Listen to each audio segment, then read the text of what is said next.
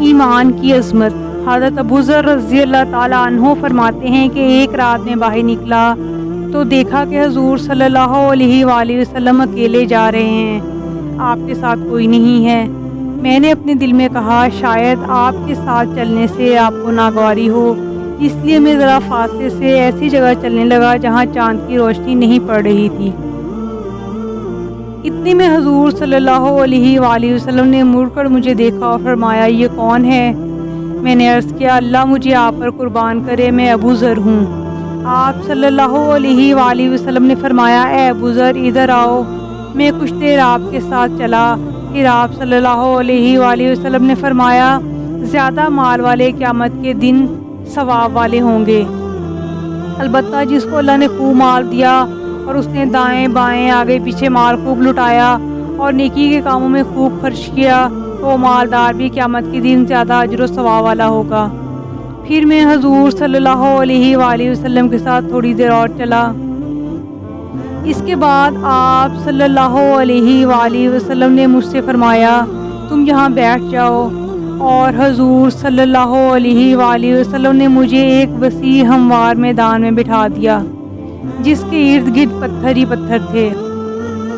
آپ صلی اللہ علیہ وآلہ وسلم نے مجھ سے فرمایا میرے واپس آنے تک یہیں بیٹھے رہنا۔ یہ فرما کر حضور صلی اللہ علیہ وآلہ وسلم ایک پتھریلے میدان میں چلنا شروع کر دیا، اور چلتے چلتے اتنی دور چلے گئے کہ مجھے نظر نہیں آ رہے تھے۔ پھر کافی دیر کے بعد آپ صلی اللہ علیہ وآلہ وسلم واپس آئے تو میں نے دور سے سنا کہ آپ صلی اللہ علیہ وآلہ وسلم فرما رہے تھے اگرچہ وہ زنا کرے اور چوری کرے۔ جب آپ صلی اللہ علیہ وآلہ وسلم میرے پاس پہنچ گئے تو مجھ سے رہا نہ گیا، اور میں نے آپ صلی اللہ علیہ وآلہ وسلم سے پوچھا اے اللہ کے نبی، اللہ مجھے آپ پر قربان کرے، آپ صلی اللہ علیہ وآلہ وسلم اس پتھریلے میدان میں کیا باتیں کر رہے تھے؟ مجھے تو آپ کی باتوں کا جواب دیتا ہوا کوئی سنائی نہ دیا۔ حضور صلی اللہ علیہ وآلہ وسلم نے فرمایا جبرائیل علیہ السلام تھے جو اس پتھریلے میدان کے کنارے میں میرے سامنے آئے تھے، اور انہوں نے کہا تھا آپ اپنی امت کو یہ خوشخبری سنا دیں کہ جو اس حال میں مرے کہ وہ اللہ کے ساتھ کسی کو شریک نہ کرتا ہو وہ جنت میں داخل ہوگا۔ میں نے کہا اے جبرائیل اگرچہ وہ زنا کرے اور چوری کرے؟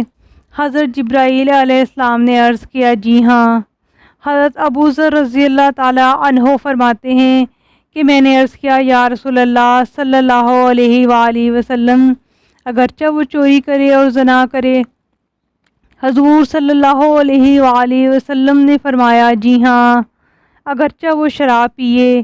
یہ بخاری مسلم اور ترمذی کی اس جیسی ایک روایت میں یہ ہے کہ حضور صلی اللہ علیہ وآلہ وسلم نے چوتھی مرتبہ فرمایا چاہے ابو ذر کی ناک خاک میں مل جائے